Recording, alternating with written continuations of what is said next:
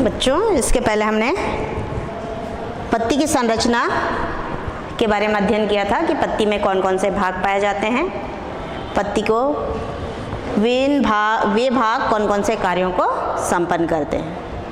अब हम आगे देखेंगे पत्ती का जो फलक है उसका कटाव।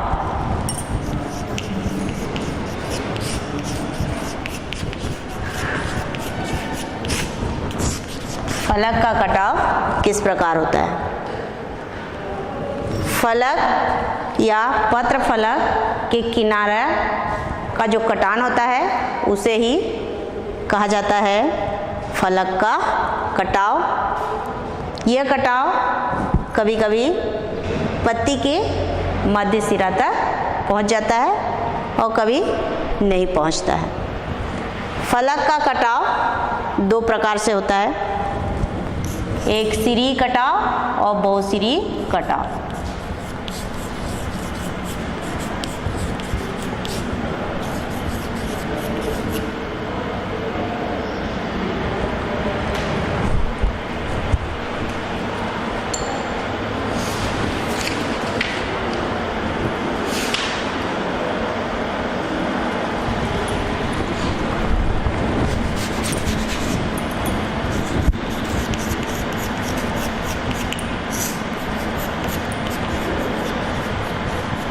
एक सिरी पत्तियों में कटाव और दूसरा होता है बहुसिरी पत्तियों में कटाव।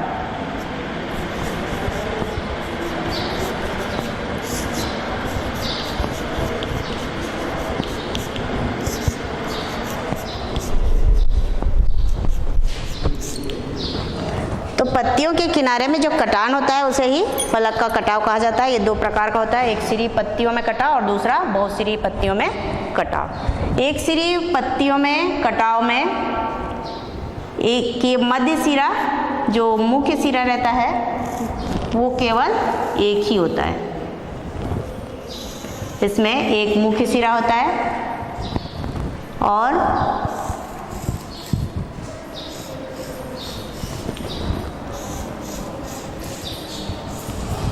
इनसे शाखाएं निकलती हैं और पत्ती में फैली हुई होती हैं। तो इस प्रकार के कटाव को एक सिरी कटाव कहा जाता है। दूसरा है बहुसिरी कटाव। इसमें जो मध्य सिरा है वो कई भागों में बटा हुआ रहता है या कई भागों में कटा हुआ रहता है।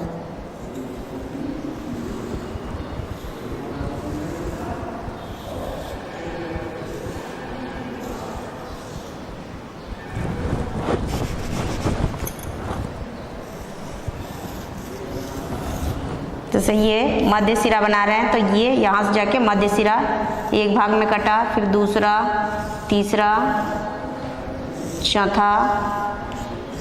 तो इस प्रकार से मध्य सिरा कई भागों में बटा हुआ रहता है। तो इस प्रकार के कटाव को बहुसिरी कटाव कहा जाता है। इन्हीं कटाव के आधार पे पत्ती दो प्रकार के होते हैं, मतलब फलक का जो कटाव होता है उसके आधार पे दो प्रकार का पत्ती होता है। एक है सरल पत्ती और दूसरी संयुक्त पत्ती।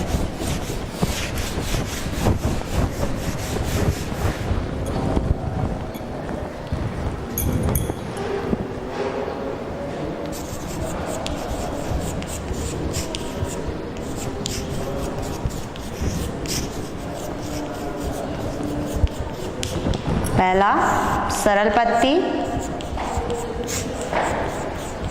और दूसरा होता है संयुक्त पत्ती।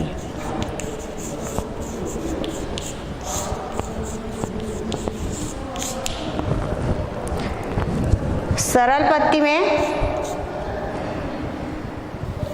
पत्र फलक के जो कटाव है,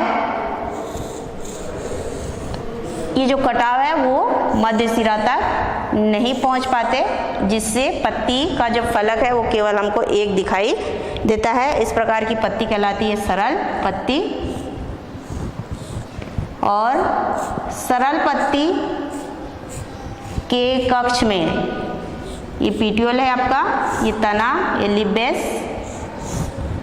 सरल पत्ती के कक्ष में कक्षस्थ कलिका पाई जाती है, जिससे पुष्प या शाखाओं का निर्माण होता है। लेकिन यही कटाव जब मध्य सिरा तक पहुंच जाता है,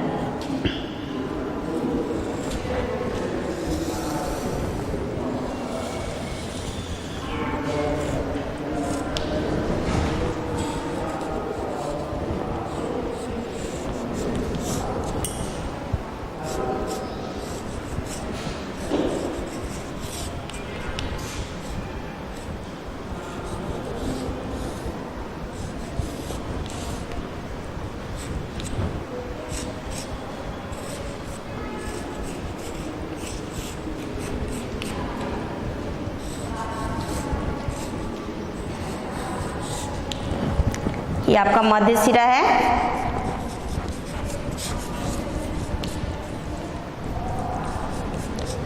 और ये पत्ती, ये जो फलक है, तो ये कटाव यहाँ पे कटाव जो है कहाँ पहुँच गया? मध्य सिरा तक। तो जब पत्ती का कटाव कहाँ तक पहुँच जाता है? मध्य सिरा तक, जिससे फलक कई छोटे छोटे पत्ती के समान संरचनाओं में बट जाता है। और इन पत्ती के समान संरचना को अब कहा जाता है पर्णक या लीफलेट। पहले ये है आपका पत्ती, जब फलक कट के छोटे छोटे पत्ती के समान संरचनाओं में परिवर्तित होता है, तो उस पत्ती को पत्ती न करके उसको क्या कहते हैं? पर्णक या लीफलेट कहते हैं। लीफलेट का मध्य सिरा और पत्ती का जो मुख्य मध्य सिरा है, वो दोनों मिलके बनाते हैं रेकिस। और इसी रेकिस पर पर्णक जो है अपने मध्य सिरा के साथ जुड़े हुए होते हैं। तो इस प्रकार की पत्ती कहलाती है संयुक्त पत्ती, जिसमें फलक का कटाव कहाँ तक पहुँच जाता है? मध्य सिरा तक। संयुक्त पत्ती दो प्रकार का होता है, एक पिछवत संयुक्त पत्ती और दूसरा है हस्ताकार संयुक्त पत्ती। पिछवत संयुक्त पत्ती में पर्णक सीधे रेचिस पे लगे हुए होते हैं। पिछवत संयुक्त पत्ती में पत्ती कहाँ लगे होते हैं? पर्णक सीधे रेचिस पे लगे हुए होते हैं। और ये जो है निम्न प्रकार के होते हैं। पहला है एक पिछवत संयुक्त पत्ती, दूसरा द्विपक्षवत संयुक्त पत्ती, तीसरा त्रिपक्षवत संयुक्त पत्ती और चौथा पुनर्विभाजित संयुक्त पत्ती। जो एक पिछवत संयुक्त पत्ती है उसमें पर्णक सीधे आपके रेचिस में लगे हुए होते हैं। ये जो डंठल देख रहे हैं वो है आपका रेचिस। तो रेचिस पे ही पर्णक जो है लगे हुए होते हैं, तब उसे एक पिछवत कहा जाता है। एक पिछवत संयुक्त पत्ती दो प्रकार का होता है, समपिछवत और असमपिछवत। समपिछवत इसको क्यों कह रहे हैं? क्योंकि इसमें जो पर्णक लगे हुए हैं सभी पर्णक एक दूसरे से जोड़ी बनाते हुए स्थित हैं या सम संख्या में हैं, इसलिए इसको समपिछवत या पेरिपिनेट यूनिपिनेट कंपाउंड लीफ कहा जाता है। और दूसरा है इसका असम पिछवत या इम्पेरिपिनेट कंपाउंड लीफ। इसमें आप लोग देख रहे हैं ये दो पर्णक एक दूसरे के आमने सामने अर्थात जोड़े में स्थित हैं, लेकिन एक जो सिंगल है, इसलिए इसको असमपिछवत या इम्पेरिपिनेट कंपाउंड लीफ कहा जाता है। तो एक पिछवत दो प्रकार का होता है, पेरिपिनेट और इम्पेरिपिनेट। जो पेरिपिनेट है उसमें पर्णक जोड़ियों में स्थित होते हैं और इम्पेरिपिनेट में एक पर्णक की जोड़ी जो है नहीं होती, इसलिए उसको इम्पेरिपेन्नेट कहा जाता है। दूसरा है द्विपक्षवत संयुक्त पत्ती। इसमें पत्तियाँ जो पर्णक होते हैं वो रेचिस पे लगे हुए नहीं होते, बल्कि रेचिस से एक शाखा निकलती है। ये देख रहे हैं आप लोग, ये रेचिस है, रेचिस से एक दूसरी शाखा निकली और उस दूसरी शाखा में पर्णक जो है लगे हुए होते हैं, इसलिए इसे द्विपक्षवत संयुक्त पत्ती कहा जाता है। और ये पाया जाता है आपका गुलमोहर आदि के पौधों में। गुलमोहर हुआ, बबूल हुआ, इनमें द्विपक्षवत पिच्छवत संयुक्त पत्ती पाई जाती है। तीसरा है त्रिपिच्छवत संयुक्त पत्ती। इसमें पर्णक तीसरे नंबर की शाखा में लगी हुई होती है, अर्थात ये मेन रेचिस है, रेचिस से दूसरी शाखा निकली और उस दूसरी शाखा से तीसरी शाखा निकलती है और उस तीसरी शाखा में पर्णक जो है अपने सिराओं के साथ लगे हुए होते हैं। तो इस प्रकार की संयुक्त पत्ती कहलाती है त्रिपिच्छवत संयुक्त पत्ती और ये पाया जाता है मुनगा में। उसके बाद अगला जो पिच्छवत संयुक्त पत्ती है वो है पुनर्विभाजित पिच्छवत संयुक्त पत्ती। इसमें रेचिस इतना ज़्यादा विभाजित हो जाता है कि पत्ती सामान्य पत्ती के जैसा दिखाई नहीं देता। मतलब पत्ती जो है रेचिस के कई बार विभाजन अर्थात 4 या 5 बार विभाजन होने के कारण इस प्रकार की पत्ती का निर्माण होता है। ये सौंफ, गाजर आदि में पाई जाती है। तो ये आपका था पिच्छवत संयुक्त पत्ती, जिसे हम 4 वर्गों में बांटे थे, एक पिच्छवत, द्विपिच्छवत, त्रिपिच्छवत और पुनर्विभाजित। अब दूसरा है हस्ताकार संयुक्त पत्ती। हस्ताकार संयुक्त पत्ती इसको इसलिए कहा जा रहा है क्योंकि इसका आकार जो है हम लोग के हाथ के जैसा होता है। हाथ में जो 5 उंगलियां हैं उस आधार पे होता है, इसलिए इसको हस्ताकार संयुक्त पत्ती कहा जाता है। इनमें उपस्थित पर्णकों के आधार पे वर्गीकृत किया गया है। पर्णक मतलब लीफलेट की संख्या इसमें कितनी होती है, इसके आधार पे इसे वर्गीकृत किया गया है। हस्ताकार संयुक्त पर्ण में पहला जो प्रकार है वो है एक पर्णक, दूसरा द्विपर्णक, त्रिपर्णक, चतुष्पर्णक और बहुपर्णक। तो इस प्रकार हस्ताकार संयुक्त पत्ती कितने प्रकार के होते हैं? 5 प्रकार के होते हैं। एक पर्णक में केवल एक ही पत्ती पाई जाती है, इसलिए उसको एक पर्णक कहा गया और ये पाया जाता है नींबू, संतरा आदि के पौधों में। द्विपर्णक में पर्णकों की संख्या 2 होती है, इसलिए इसको द्विपर्णक संयुक्त पत्ती द्विपर्णक हस्ताकार संयुक्त पत्ती कहा जाता है और ये पाया जाता है बिग्नोनिया में। तीसरा है आपका त्रिपर्णक। इसमें पर्णकों की संख्या 3 होती है, इसलिए इसे त्रिपर्णक हस्ताकार संयुक्त पत्ती कहा जाता है और ये पाया जाता है बेल में। मतलब त्रिपर्णक प्रकार का संयुक्त पत्ती किसमें पाया जाता है? बेल में पाया जाता है। चौथा है चतुष्पर्णक हस्ताकार संयुक्त पत्ती, जिसमें पर्णकों की संख्या कितनी होती है? 4 होती है, इसलिए इसको क्या कहा गया? चतुष्पर्णक। और ये जलीय पौधे जैसे कि मार्सिलिया, जिसको हम लोकल भाषा में क्या बोलते हैं? चुनचुनिया भाजी बोलते हैं, उसमें इस प्रकार की पत्ती जो है पाई जाती है। चूंकि यहाँ पे देख रहे हो पर्णक की संख्या 4 है, इसलिए इसको क्या बोलते हैं? चतुष्पर्णक। बहुपर्णक नेक्स्ट है बहुपर्णक। इसमें पर्णकों की संख्या 4 से अधिक होगी, इसलिए इसको कहा गया बहुपर्णक हस्ताकार संयुक्त पत्ती। तो ये पत्तियां चूंकि हम लोग के हाथ की उंगलियों के समान दिखाई देते हैं, इसलिए इसको हस्ताकार संयुक्त पत्ती कहा जाता है। ये त्रिपर्णक हस्ताकार संयुक्त पत्ती का उदाहरण कौन सी पत्ती है? बेल की पत्ती। बेल की पत्ती और ये है सेम की पत्ती, दोनों दिखने में कैसे दिख रहे हैं? एक जैसे दिख रहे हैं, लेकिन सेम की पत्ती पिच्छवत संयुक्त पत्ती का उदाहरण है और बेल की पत्ती किसका उदाहरण है?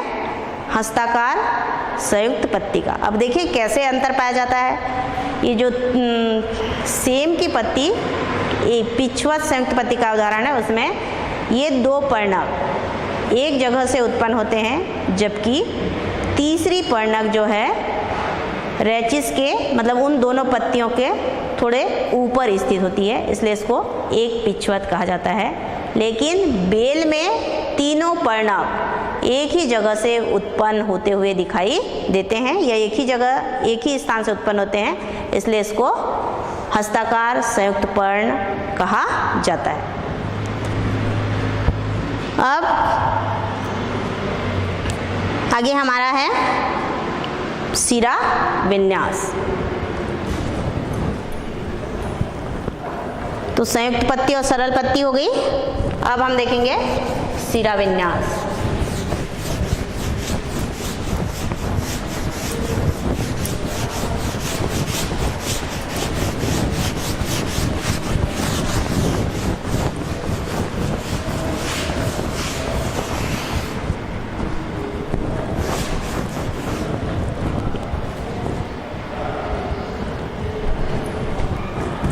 पत्ती में एक मुख्य सिरा होता है,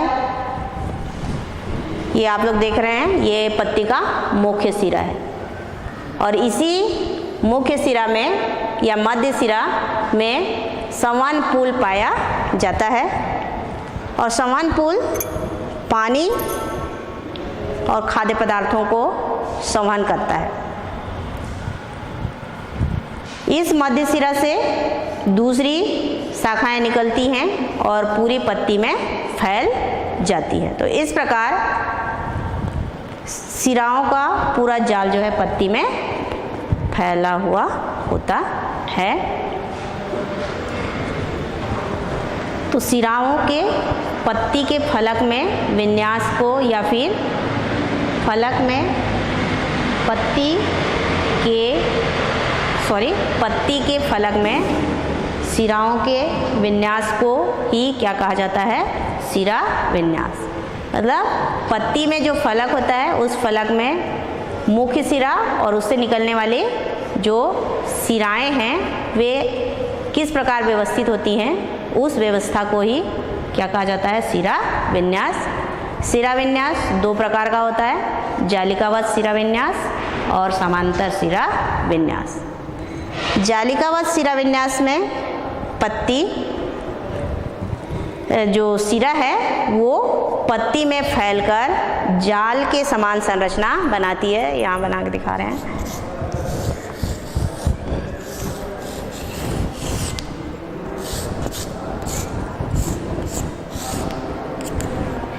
ये आपका मुख्य सिरा है, उससे निकलने वाली सिरकाएं हैं। तो यहाँ पे दूसरे सिराओं से या जो सहायक सिराएं हैं उनसे निकलने वाली सिराएं आपस में मिलकर जाल के समान संरचना बनाती हैं, इसलिए इसको क्या कहा जाता है? जालिकावत सिरा विन्यास कहा जाता है। और जालिकावत सिरा विन्यास पाया जाता है द्विबीजपत्री पौधों की पत्तियों में। ये विशेषता है कि जालिकावत सिरा विन्यास किसमें पाया जाता है?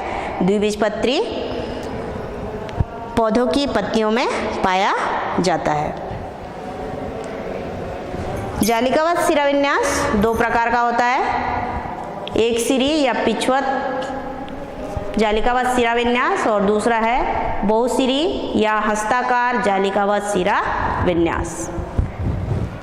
एक सिरी या पिछवत जालिकावत सिरा विन्यास में एक मुख्य सिरा होता है और उस सिरा से अनेक शाखाएं निकलकर पत्ती के पूरे फलक में फैल जाती हैं। तो इस प्रकार के सिरा विन्यास को एक सिरी या पिछवत जालिकावत सिरा विन्यास कहा जाता है। हस्ताकार जालिकावत सिरा विन्यास में मुख्य सिरा, ये जो मुख्य सिरा दिख रहा है वो कई भागों में बढ़ जाता है और बढ़ने के बाद पत्र फलक के अग्रभाग की ओर अग्रसित होता है या पूरे फलक में फैल जाता है। हस्ताकार जालिकावत सिरा विन्यास दो प्रकार का होता है, अपसारी और अभिसारी। अपसारी अपसारी में मुख्य सिरा जो वृंत होता है उसके ऊपर जो मध्य सिरा है वो कई भागों में बंटता है और बंटने के बाद फलक के किनारे की ओर जाते हुए या फैलता हुआ हमको दिखाई देता है। यहाँ पे मुख्य सिरा है, मुख्य सिरा यहाँ पे विभाजित हुआ, विभाजित होने के बाद वो फलक में किनारे की ओर जाते हुए एक दूसरे से सारे जो वेन्स हैं या सिराएं हैं वो क्या होते हैं, अलग अलग या फैलते हुए दिखाई देते हैं। तो चूंकि सिरा यहाँ पे फैल रहा है इसलिए इसको क्या बोलते हैं, अपसारी, हस्ताकार, जालिकावत सिरा विन्यास। हस्ताकार क्यों बोल रहे हैं, क्योंकि ये जो फलक है वो हमको कैसे दिखाई देता है, हमारे हाथ की उंगलियों के जैसा दिखाई देता है, इसलिए इसको हस्ताकार कहा जाता है। दूसरा जो हस्ताकार जालिकावत सिरा विन्यास है वो है अभिसारी। अभिसारी हस्ताकार जालिकावत सिरा विन्यास, इसमें पीटियोल के ऊपर जो मध्य सिरा है वो कई भागों में बढ़ जाती है। उसके बाद फलक में फैलते हुए ऊपर की ओर ये सिराएं जो है हमको फिर से मिलते हुए दिखाई देते हैं। तो इस प्रकार के सिरा विन्यास को कहा जाता है अभिसारी, हस्ताकार, जालिकावत सिरा विन्यास। तो अपसारी में सिरा जो है फलक में दूर दूर फैलते हैं, लेकिन अभिसारी में नीचे से विभाजित जितने भी सिरा है वो ऊपर जाकर हमको मिलते हुए दिखाई देते हैं। तो इस प्रकार जालिकावत सिरा विन्यास जो है दो प्रकार का होता है, एक सिरी और हस्ताकार या फिर पिछवत और हस्ताकार। उसमें हस्ताकार को दो वर्गों में बांटा गया, अपसारी और अभिसारी। अपसारी में मध्य सिरा विभाजन के पश्चात फलक में एक दूसरे से दूर या फैलते हुए दिखाई देते हैं, लेकिन अभिसारी में नीचे तो विभाजित होते हैं लेकिन ऊपर की ओर जाते समय मिलते हुए प्रतीत होते हैं। दूसरा है सिरा विन्यास समानांतर सिरा विन्यास। समानांतर सिरा विन्यास में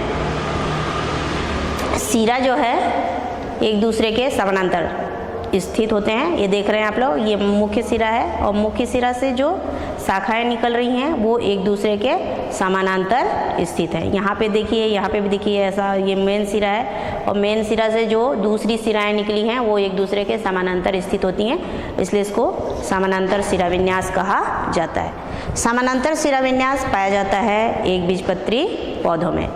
जालिकावत सिरा विन्यास किसमें पाया जाता है, द्विबीजपत्री पौधों में, लेकिन जो समानांतर सिरा विन्यास है वो पाया जाता है एक बीजपत्री पौधों में। समानांतर सिरा विन्यास भी दो प्रकार का होता है, एक सिरी और हस्ताकार। एक सिरी समानांतर सिरा विन्यास और दूसरा है हस्ताकार समानांतर सिरा विन्यास। एक सिरी समानांतर सिरा विन्यास में फलक में एक मुख्य सिरा होगा और उस मुख्य सिरा से दूसरी सिरा की शाखाएं निकलती हैं और फलक में चारों ओर फैल जाती हैं और ये एक दूसरे के समांतर स्थित होती हैं सिराएं, इसलिए इसको कहा जाता है एक सिरी समांतर सिरा विन्यास। और हस्ताकार समांतर सिरा विन्यास में उसको दो प्रकारों में बांटा गया है, अभिसारी और अपसारी। अभिसारी में जो मुख्य सिरा है वो विभाजित होता है कई भागों में और उसके बाद फलक में एक दूसरे के समानांतर व्यवस्थित होते हुए फलक का जो किनारा होता है उधर जाके एक दूसरे से मिलते हुए दिखाई देते हैं। कौन, सिरा। सिरा जो है नीचे की ओर विभाजित होता है, पूरे फलक में फैलता है और ऊपर की ओर जहाँ पत्ती का क्या होता है, अग्रभाग होता है, वहाँ पे हमको मिलते हुए दिखाई देते हैं। तो इसलिए इस प्रकार के सिरा विन्यास को कहा जाता है अभिसारी समानांतर सिरा विन्यास। ये तेज पत्ता आदि में पाया जाता है। अपसारी में ये जो पत्र वृंत के ऊपर जो मध्य सिरा होता है वो कई भागों में बटने के बाद देख रहे हो फलक, जो पत्र फलक है उसमें क्या हो रहा है, फैल रहा है, और फैलते हुए ये सिराएं जो है एक दूसरे से दूर जा रही हैं या फैल रही हैं, इसलिए उसको क्या कहा जाता है, अपसारी समानांतर सिरा विन्यास। तो इस प्रकार से सिरा विन्यास दो प्रकार का होता है, जालिकावत और समांतर सिरा विन्यास। जालिकावत सिरा विन्यास द्विबीजपत्री पौधों में पाया जाता है, जबकि समानांतर सिरा विन्यास एक बीजपत्री पौधों में पाया जाता है। और सिरा पत्ती को एक आकार, विशेष आकार देते हैं, उसको यांत्रिक सपोर्ट प्रदान करते हैं, साथ ही साथ जो खाद्य पदार्थ, पानी आदि हैं उनको संवहन करने में मदद करते हैं। अब आगे हम क्या देखेंगे, पत्तियों में रूपांतरण। पत्तियों में रूपांतरण देखेंगे। तो अब हम देखेंगे पत्तियों में रूपांतरण। पत्ती अपने विशेष कार्यों को करने के लिए अपने रंग रूप आकार को क्या कर लेता है, परिवर्तित कर लेता है। पत्तियों में इस प्रकार अपने रूप को परिवर्तन करना क्या कहलाता है, रूपांतरण कहलाता है। फिर वो पत्ती पत्ती के जैसा नहीं दिखता, बल्कि वो अन्य दूसरे संरचनाओं के जैसा दिखाई देता है। कभी कांटे के जैसा दिखाई देगा, या फिर कभी सल्क पत्र के रूप में दिखाई देता है, या सल्क पत्र के समान हो जाता है। तो इस प्रकार का जो पत्तियों में रूपांतरण पाया जाता है उसे पत्तियों में पाया जाने वाला रूपांतरण कहते हैं। और ये जो है निम्न प्रकार का होता है। पहला है पर्णकंटक। पर्णकंटक, तो इससे पर्णकंटक, पर्ण मतलब पत्ती, पत्ती जो है किस में परिवर्तित हो गया, कांटा में। ठीक, तो बेर आदि के पौधों में आप लोग देखते हैं कांटे पाए जाते हैं, तो उसमें पत्ती किस रूप में पाया जाता है, नागफनी का जो पौधा होता है उसमें पत्ती कांटे में परिवर्तित होता है। ये जो कांटा है ये नागफनी का पौधा या तना है, ये तने के ऊपर पत्तियां पाई जाती हैं जो किस रूप में रहती हैं, कांटे के रूप में। और कांटे के रूप में परिवर्तन होने के बाद, चूंकि नागफनी मरुस्थलीय क्षेत्र में पाया जाता है या जहाँ पे पानी की कमी होती है, तो बाष्पोत्सर्जन के द्वारा पानी की हानि न हो, इसलिए पत्तियां जो है कांटे में परिवर्तित होती हैं। दूसरा रूपांतरण है आपका पर्णप्रतान।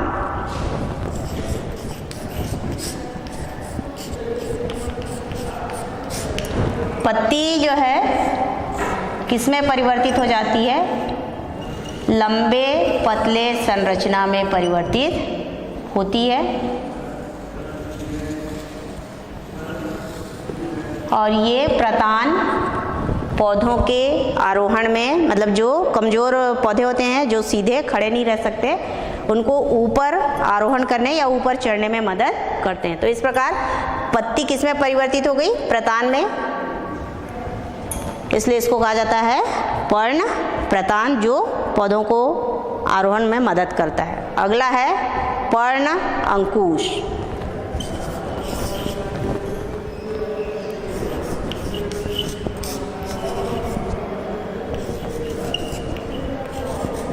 याहू कुछ पत्तियों का जो अग्रभाग है, ये पत्ती है और ये पत्ती का अग्रभाग है, तो ये अग्रभाग जो है किस में परिवर्तित होते हैं, हुक के समान संरचना में परिवर्तित होते हैं। और ये हुक जो है कांटे के समान ही होते हैं, इसलिए पशुओं से पौधों की क्या होती है, सुरक्षा होती है। तो इसमें पत्ती किस में परिवर्तित हो गया, हुक्स या अंकुश में परिवर्तित हो गया, इसलिए इसको कहा जाता है पर्ण अंकुश या हुक, जो कि पौधों की रक्षा में मदद करता है। फिर अगला है सल्क पत्र।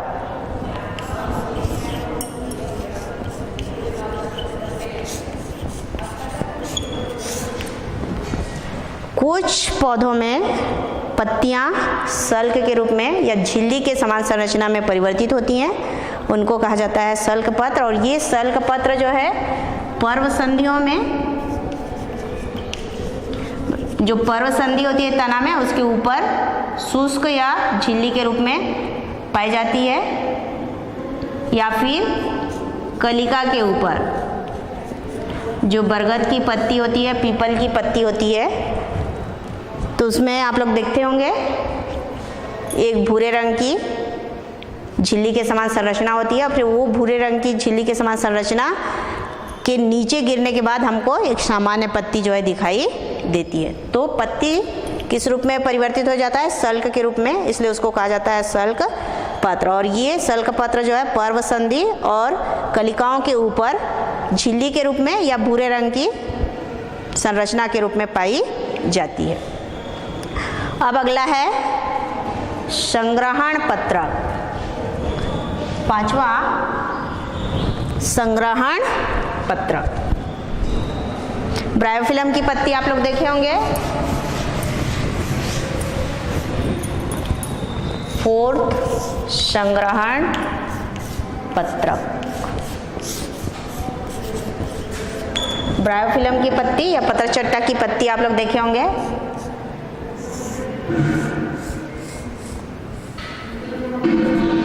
वो काफी मोटा होता है और मांसल होता है। ये मोटा और मांसल क्यों होता है? क्योंकि ये जो है भोज्य पदार्थ का संग्रह करता है, इसलिए इस पत्ती को क्या कहा जाता है? संग्रहण पत्ती कहा जाता है। ये पाया जाता है ब्रायोफिलम में। या फिर देखे होंगे आप लोग एलोवेरा। एलोवेरा की पत्ती भी काफ़ी मोटी होती है, और जब हम उसको क्या करते हैं? तोड़ते हैं, पत्ती को तोड़ते हैं, तो इनसे एक लसलसा चिपचिपा पदार्थ जो है निकलता है, और वो जो है भोज्य पदार्थ होता है जो पत्तियों में संग्रहित रहता है। अगला रूपांतरण है पर्णमूल।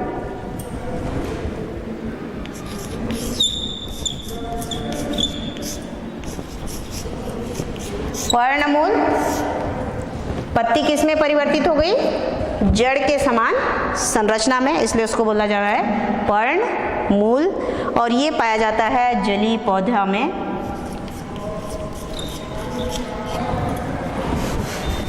जलीय पौधा है साल्विनिया। साल्विनिया में ये आपकी सामान्य पत्ती हुई, और नीचे की ओर जो स्थित रहती है पत्ती, वो जड़ के समान संरचना में परिवर्तित हो जाती है, इसलिए इन्हें क्या कहा जाता है? पर्णमूल। और पर्णमूल उस जलीय पौधे को पानी में तैरने में मदद करता है। अगला है घटपर्णी या फीचर प्लांट या कलश पादप, जिसको आप लोग कलश पादप के नाम से जानते हैं।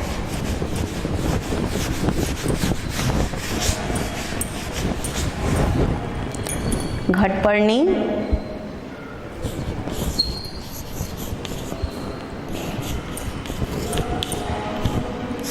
या कलश पादप।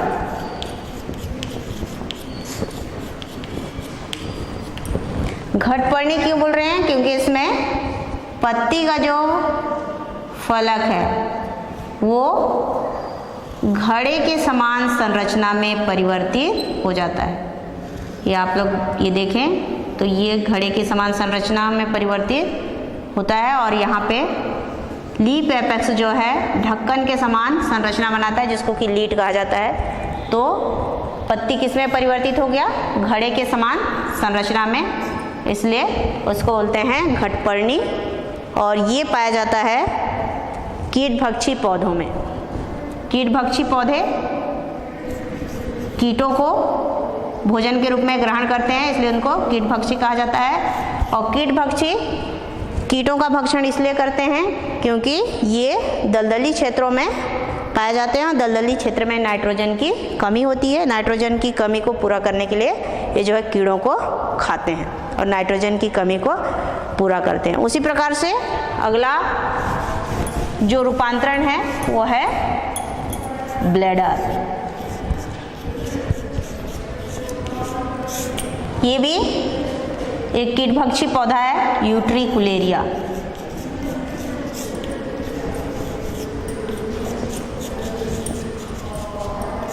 यूट्रिकुलेरिया में ये पाया जाता है, जिसमें पत्ती का फलक एक गुब्बारे के समान संरचना, जिसको कि ब्लैडर कहा जाता है, में परिवर्तित होता है और इस ब्लैडर के ऊपर छिद्र होता है। इस छिद्र से पानी, चूंकि ये पानी में पाया जाता है, तो पानी में बहने वाले कीड़े इस छिद्र की मदद से इस ब्लैडर के ब्लैडर के अंदर पहुंच जाते हैं। तो यहाँ पे पत्ती किस रूप में परिवर्तित हो गया? गुब्बारे के समान संरचना या ब्लैडर के समान संरचना में परिवर्तित हो गया है, इसलिए इसको ब्लैडर कहा जाता है, या रूपांतरण जो होता है उसको ब्लैडर कहते हैं। और ये भी कीटभक्षी पौधों में पाया जाता है। तो घटपर्णी स्थलीय पौधा था, ब्लैडर किस में पाया जाता है? जलीय पौधे में पाया जाता है। अब अगला है पर्णकाय वृंत।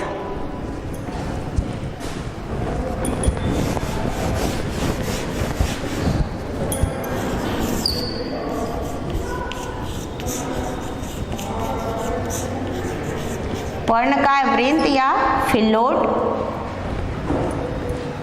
इसमें वृंत जो है पत्ती के समान संरचना में परिवर्तित होगा। जो पीटियोल होता है, जिसकी मदद से क्या कहने से ये वृंत है, ये वृंत किस रूप में परिवर्तित हो जाता है? पत्ती के समान संरचना में परिवर्तित होता है और प्रकाश संश्लेषण का कार्य करता है। और ये पाया जाता है ऑस्ट्रेलियन बबूल में। चूँकि उसमें पत्तियाँ छोटी होती हैं, वो झड़ जाती हैं, जिसके बाद भोज्य पदार्थ के निर्माण के लिए या प्रकाश संश्लेषण की क्रिया को संपन्न कराने के लिए वृंत जो है पत्ती के समान संरचना में परिवर्तित होती है। तो इस प्रकार पत्ती में रूपांतरण पाया जाता है और ये रूपांतरण पौधों के लिए आवश्यक होता है, क्योंकि ये अलग अलग कार्यों को करते हैं। जैसे पर्णकंटक हुआ, पर्णहुक हुआ, उससे क्या होता है? जानवरों से पौधों की सुरक्षा होती है। प्रतान जो है पौधों के आरोहण में मदद करता है। घटपर्णी और ब्लैडर कीटभक्षी पौधों में नाइट्रोजन की कमी को पूर्ति करने में मदद करता है और पर्णमूल पौधे को पानी में तैरने में मदद करता है। अब आगे पढ़ना है पत्र विन्यास।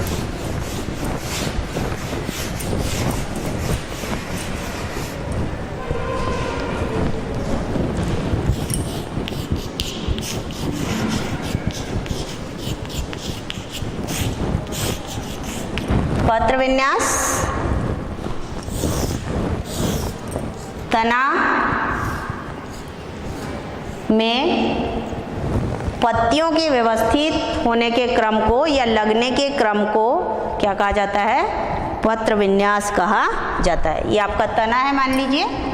इस तना में जो पर्व संधियां होती हैं उनमें पत्तियां लगी हुई होती हैं। पत्तियों के लगने के क्रम को ही या व्यवस्थित होने के क्रम को ही क्या कहा जाता है? पत्र विन्यास कहा जाता है। पत्र विन्यास जो है 3 प्रकार का होता है। एकांतर पत्र विन्यास,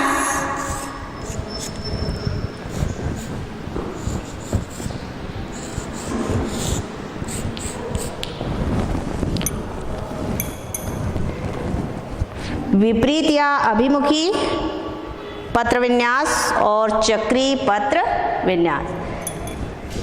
एकांतर पत्र विन्यास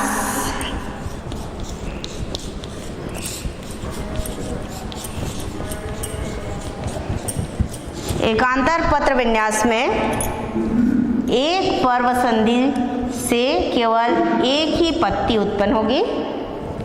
दूसरी पत्ती दूसरे पर्वत संधि के दूसरे साइड, पहली पत्ती जिस साइड में है उसके ठीक विपरीत साइड में दूसरी पत्ती उत्पन्न होती है।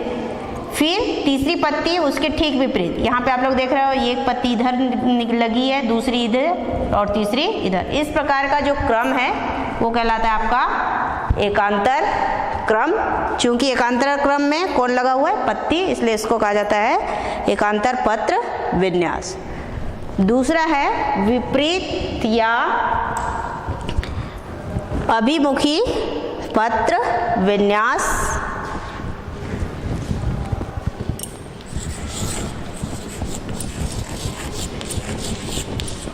अभिमुखी या विपरीत क्यों बोल रहे हैं? क्योंकि इसमें दो पत्तियां एक दूसरे के आमने सामने स्थित होती है।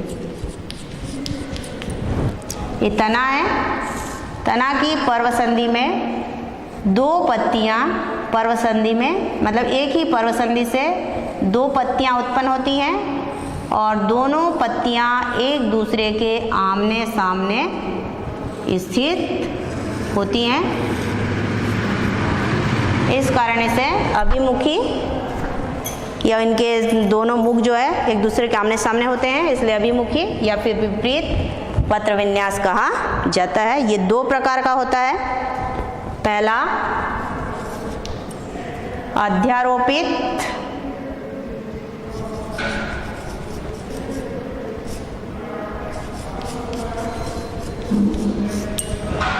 अभिमुखी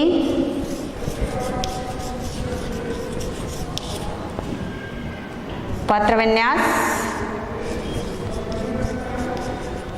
इसमें देख रहे हैं ये एक पहला नोड हुआ, दूसरा जो नोड होगा उसमें से भी दो पत्तियां उसमें भी लगी हुई होंगी और वो दोनों भी एक दूसरे को के आमने सामने स्थित होती हैं। तो इसमें इसको अध्यारोपित क्यों बोल रहे हैं? क्योंकि पहले नोड पे स्थित पत्ती उसकी नीचे स्थित पत्तियों को क्या करता है? ढक के रखता है, इसलिए उसको अध्यारोपित अभिमुखी पत्र विन्यास कहा जाता है। दूसरा है क्रॉसित। दूसरा क्रॉसित अभिमुखी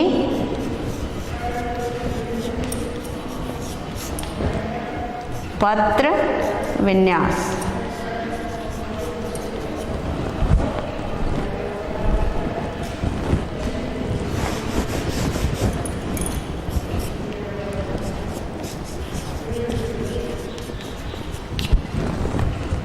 इसमें एक नोड से दो पत्तियां जो है इस प्रकार लगी होंगी, लेकिन दूसरे नोड पे जो पत्ती लगी हुई होती है वो पहले नोड और दूसरे नोड के बीच में एक क्रॉस के समान संरचना, मतलब इस प्रकार की संरचना बनता है। नीचे वाला देख रहे हो आप, यहाँ पर है, दूसरा उसके ऊपर के नोड में इस प्रकार की पत्ती लगी हुई होती है, तो इसे कहा जाता है दोनों नोड एक दूसरे के साथ क्रॉस बनाते हुए स्थित होते हैं यहाँ पे पत्तियाँ, इसलिए इसको अभिमुखी क्रॉसित पत्ती कहा जाता है। चक्री तीसरा जो प्रकार है वो है चक्री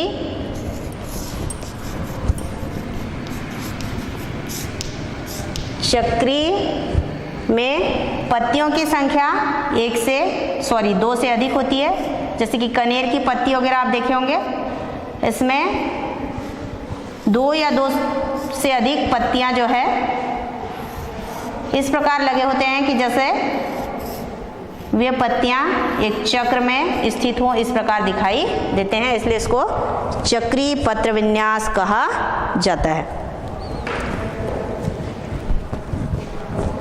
अब है इन पत्र विन्यास के अलावा पत्ती में दो और प्रकार के रूप दिखाई देती है, जिन्हें पत्तियों में विभिन्न रूपता कहा जाता है। और ये पहला है विषम पर्णिता और दूसरा है असम पर्णिता। विषम पर्णिता में जलीय पौधों में पाया जाता है। इसमें एक ही पौधे में दो प्रकार की पत्तियां पाई जाती हैं। ये देख रहे हैं आप, ये और ये सिंघाड़े का जो पौधा है उसमें पानी के ऊपर जो पत्ती है वो सामान्य पत्ती है, लेकिन नीचे जो पत्ती है वो जड़ के समान कटा फटा हुआ है, ये जड़ के समान संरचना में परिवर्तित होता है। उसी प्रकार से ये सेजिटेरिया में भी ऊपरी पत्ती जो है सामान्य पत्ती के समान है, लेकिन नीचे जो पत्ती है उसका आकार जो है अलग दिखाई देता है। इस प्रकार की पत्ती को कहा जाता है विषम पर्णिता। और उसी प्रकार जो स्थलीय पौधे हैं उसमें भी विभिन्न रूपता पाया जाता है। उसमें है असम पर्णिता। इसमें देख रहे हो एक नोट से दो पत्तियां निकल रही हैं, दोनों में एक पत्ती बड़ी दूसरी पत्ती छोटी। तो बड़ी पत्ती के ऊपर वाले नोड में छोटी पत्ती लगी है और छोटी पत्ती जिधर है उधर कौन सी पत्ती लगी है? बड़ी पत्ती। इस प्रकार की पत्तियों में विभिन्न रूपता को कहा जाता है असम पर्णिता या एनाइसोफिलस। अब है पत्तियों के कार्य। पत्तियों का कार्य, पत्ती मुख्य रूप से क्या करता है? प्रकाश संश्लेषण के द्वारा भोज्य पदार्थ का निर्माण करता है। प्रकाश संश्लेषण की क्रिया होती है और प्रकाश संश्लेषण से भोज्य पदार्थ का निर्माण होता है।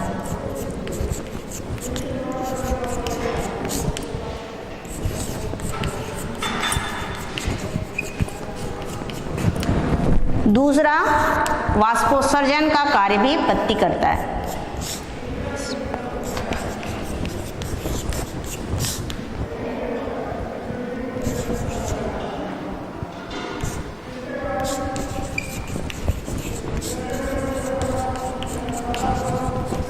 कुछ पत्तियां ऐसी होती हैं जो भोज्य पदार्थ का संग्रहण करती हैं।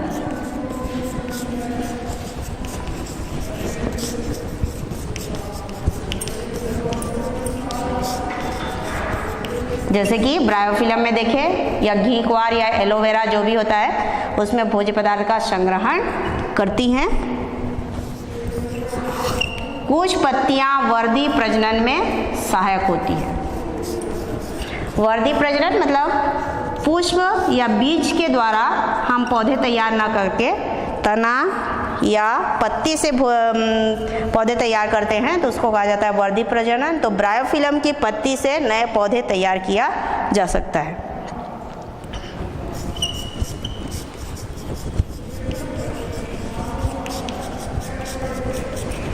तो इस प्रकार पत्ती जो है निम्न कार्य या इन कार्यों को संपन्न करता है। एक तो प्रकाश संश्लेषण का कार्य, दूसरा वाष्पोत्सर्जन, भोज्य पदार्थ का संग्रहण और वर्धी प्रजनन। तो इस प्रकार बच्चों आज हमने पत्ती के कार्य, उसकी संरचना, पत्ती क्या करता है, इन सब के बारे में जानकारी प्राप्त की। अब आगे अगला चैप्टर कल पढ़ेंगे। धन्यवाद।